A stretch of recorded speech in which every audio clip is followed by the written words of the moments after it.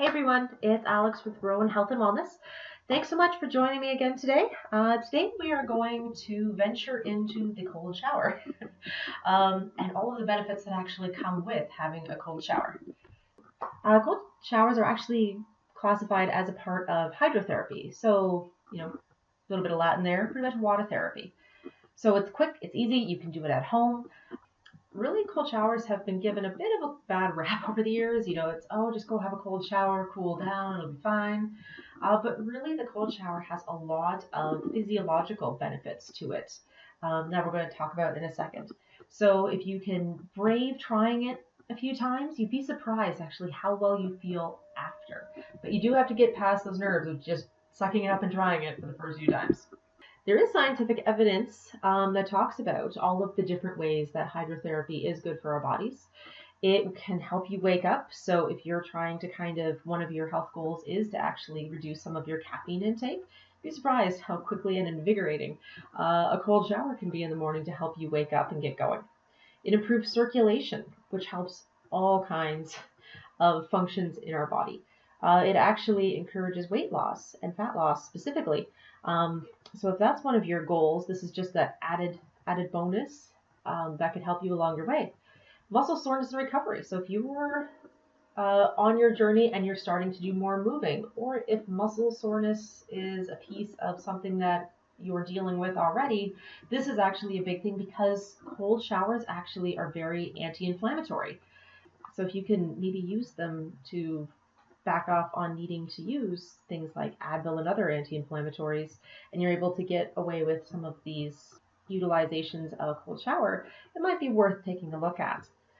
It eases the stress on your cells. Again, it's also an antioxidant, surprisingly enough. So if you're or you're just getting over fighting something like the flu or a cold or another illness, it actually helps your cells recover a lot faster. It helps increase your immune cells. It activates them so they can actually go to work and be more efficient at, again, looking at clearing things like bacteria, viruses, and toxins that are stored up in our bodies that are causing us grief. I love this fact. Dopamine is actually increased by 250% after about 5 minutes of a cold shower. So dopamine is your motivation, your kind of invigorating hormone in your body. So it's no surprise that you feel really invigorated after a cold shower. It's because your dopamine is actually going up, and that's your kind of get up and get going kind of hormone. It decreases cortisol. So if stress is something that you're looking at decreasing in your life because of the impact it's having on your health, having a cold shower will actually help your body to decrease that cortisol because, again, that inflammation effect. It can help with things like anxiety, fatigue, and it also has been shown to actually decrease depression. Things like asthma and COPD, because again, the anti-inflammatory, but use it, start slow, and only if you're in the beginning phases of your asthma or COPD. You don't want it to actually trigger and cause any trouble. So make sure that if you are going to use this and you do have any asthma or respiratory, like a COPD, that you use it if you're in the early phases, and you might find that it actually has more benefit. Things like rheumatoid arthritis and fibromyalgia, again, that inflammation of the joints and that pain really is helped by something like a quick cold shower. And all of these come from the North American Journal of Medical Science. So it's a very legit source, and there is evidence behind it. So I'm not just doing this so that people everywhere are jumping in their showers and screaming. Just for kicks and giggles, it actually is founded in evidence. So what do you actually do? It sounds nice and easy. I'm going to take a cold shower. Me, I spend a little more than 5 minutes in the shower. So for those instances, get through doing what you need to do. If it's your hair, ladies, whatever you need to do. Gentlemen, if they take more than 5 minutes in the shower, then you know what? Do what you need to do with lukewarm water. And then for the last 2 to 5 minutes, so you can start slow and kind of build up to it, build your tolerance up. So you'll need to be able to see a clock somewhere so that you know how long it is, because the first time you do it, that's 2 to 3 minutes can seem very long. Jump in, be able to have your eye on the clock. If you're taking a longer shower, do it for the last 2 to 5 minutes of the shower, and just enjoy, sing in the shower, do whatever you need to do, dance if you need to. Just try to get the full and try to keep as much of your body, head, chest, as much as you can back. If you have an area of concern that's really hurting you, like a leg or a hip, try to keep that underneath the cold water the whole time. It will affect your entire body, but it's nice when you can get just that extra love to that area that's, bothering you if you do have one.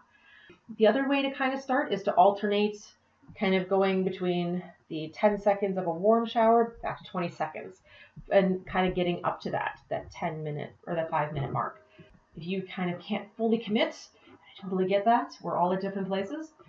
Start slow, kind of going warm, cold, and then you actually kind of more of the hydrotherapy because you're going back from hot to cold. So you're going to actually have a little bit more of that circulation promotion because you're going hot, cold, hot, cold. If you're dealing with something like an infection of sorts, you really want to try to give the areas that have those lymph nodes a little more love. So things like the underarms, the groin, the neck really help to kind of move things through. It does have the cardiovascular benefits, like I said, going back to front, but really, really you have to be careful if you do have blood pressure issues. So if you do, I recommend you do talk to a healthcare professional before you start any kind of hydrotherapy kind of treatments. So you're really trying to get to a goal of 14 degrees. So that's actually not too bad. It doesn't have to be ice cold. I've gone to some of those hydrotherapy spas where you're going from a really warm sauna or a hot tub into a colder pool, and sometimes those things are like 6-7 degrees, and it is cold. But good news is at home 14 degrees. So if you think about what a 14-degree day kind of feels like outside, it's not too bad, but it's enough that it's actually going to have these health effects. So getting into that 14 degrees is where you want to be. So again, caution, if you have blood pressure issues, be careful and double check with your healthcare professional before you start doing any hydrotherapy whatsoever. If you're pregnant, you also want to, again, make sure that you check in with a healthcare professional. And if you have decreased sensitivity to cold, so if you have neuropathy, again, you just want to make sure that your healthcare professional is aware, and if they have any advice specific to you and what's going on with you, that you get that before you start experimenting with the cold shower. Okay, thank you so much. I look forward to continuing the journey of health with you guys. Thanks so much.